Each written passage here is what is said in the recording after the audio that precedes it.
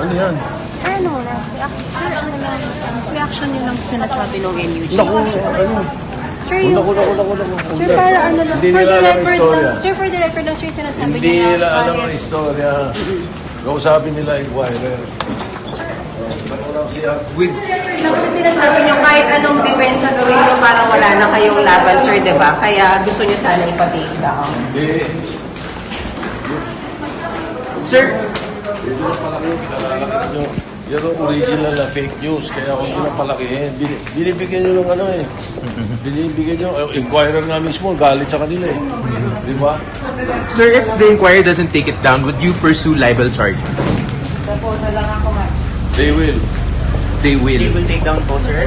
They will take down the post, sir? Have you heard from our president? Because it's fake news. It's original fake news. But sir, sabi, ano daw, sir, pag si freedom of the press daw, sir, parang sinusuppress Ibig niyo. ko sabihin, pag sinabi ko na yung mga taong naninira, binabayaran, freedom of the press nila? Oh. Do you Original think, fake sir, news. bahagi to ng paninira sa inyo, sir? Of course. Original Sir, fake ano po news. masasabi niyo ginagamit niyo daw po yung new position niyo po to bully the inquirer, sir?